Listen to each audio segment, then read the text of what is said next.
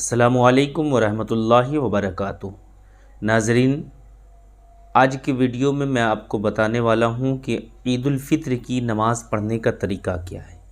जी हाँ, अभी आप ईद उल फित्र की नमाज़ अदा करने के लिए जाएंगे तो मैंने सोचा कि हालांकि मैंने पहले भी एक मरतबा वीडियो बना दिया है, फिर भी मैंने सोचा कि एक मरतबा और बना दूँ ताकि जिसको नहीं मालूम है वो अच्छी तरीके से ईद उल फित्र की नमाज़ का मुकम्मल तरीका जान ले।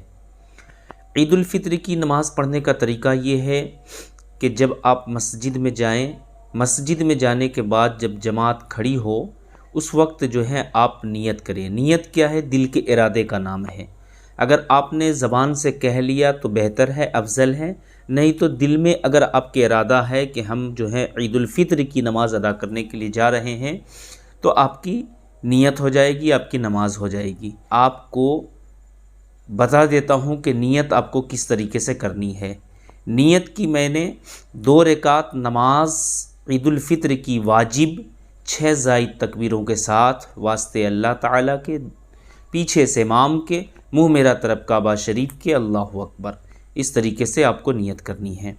जैसे ही इमाम साहब जो हैं अल्लाहु अकबर कहेंगे तो फिर आपको भी इसी तरीके से अल्लाहु अकबर कहते हुए अपने हाथों को नाफ के नीचे बांध लेना है। फिर उसके बाद में जो है इमाम साहब सना पढ़ेंगे तो आपको भी सना पढ़ना है। सना पढ़ने के बाद जो है फिर इमाम साहब कहेंगे अल्लाहु अकबर, तो फिर आपको भी इसी तरीके से अल्लाहु अकबर कहते हुए अपने हाथों को छोड़ देना है। फिर अल्लाहु अकबर कहेंगे तो फिर आपको भी इसी तरीके से कहना है, फिर अपने हाथों को छोड़ देना है। फिर अल्लाहु अकबर कहेंगे, फिर अब अपने हाथों को नहीं छोड़ना है बल्कि अपने हाथों को बांध लेना है। उसके बाद में जो है इमाम साहब क़िरात करेंगे, यानी औज़ुबिल्लाह और बिस्मिल्लाह पढ़कर जो है सूरह फातिहा पढ़ेंगे। सूरह फातिहा के बाद कोई सूरत मिलाएंगे। उसके बाद में जो है रुकू में जाएंगे अल्लाहु अकबर कहते हुए।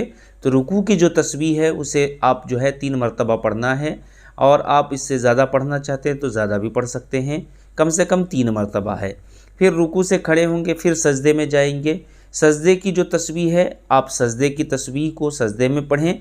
2 मरतबा सजदा करने के बाद फिर से वापस खड़े होंगे। 1 रकात मुकम्मल हो गई।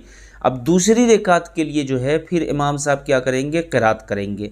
क़िरात करने के बाद जो है यानी सूरह फातिहा की तिलावत होगी। सूरह फातिहा के बाद जो है कोई सूरत मिलाएंगे, और कोई सूरत मिलाने के बाद जो है अब क्या करेंगे? अब डायरेक्ट रुकू में नहीं जाएंगे, बल्कि क्या करना है, जैसे ही इमाम साहब अल्लाहु अकबर कहेंगे तो फिर आपको भी इसी तरीके से अल्लाहु अकबर कहना है, अपने हाथों को छोड़ देना है। फिर अल्लाहु अकबर कहेंगे, फिर अपने हाथों को छोड़ देना है। फिर अल्लाहु अकबर कहेंगे, फिर अपने हाथों को छोड़ देना है। अब जो है चौथी बार जब अल्लाहु अकबर कहेंगे तो फिर अपने हाथों को बगैर उठाए हुए आपको रुकू में जाना है। रुकू में जाने के बाद रुकू की तस्बीह पढ़ें, फिर रुकू से खड़े हों, फिर सजदे में जाएं, सजदे की तस्बीह पढ़ें। इसी तरीके से जो है कायदा में बैठे तो कायदा में अत्तहियात पढ़ें, दरूद इब्राहीम पढ़ें, दुआए मासूरा पढ़कर जो है जब इमाम साहब सलाम फेरें तो फिर आप भी सलाम फेर दें। ये याद रखिए कि अगर आपका दुआए मासूरा नहीं हुआ है, आप दरूद पाक नहीं पढ़े हैं जब तक कि इमाम साहब ने अगर सलाम फेर दिया है तो फिर आपको भी सलाम फेर देना है।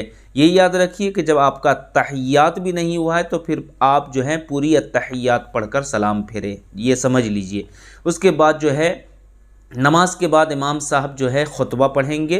खुतबा का जो है पढ़ना सुन्नत है और सुनना वाजिब है। याद रखिए, पढ़ना सुन्नत और सुनना वाजिब है। इसीलिए जो है आप जो है सुकून के साथ खुतबा सुने। खुतबा के बाद जो है दुआ करेंगे, दुआ में भी शामिल रहें, और दुआ से फारिग होने के बाद फिर आपस में जो है गले मिलें, मुसाफहा करें, उससे भी सवाब मिलता है। तो मुझे उम्मीद है नाजरीन आपको समझ में आ गया होगा। आपसे गुजारिश है कि इस वीडियो को शेयर कर दें, हमारे चैनल को ज़रूर सब्सक्राइब करें। अस्सलामु अलैकुम वरहमतुल्लाहि वबरकातुहू।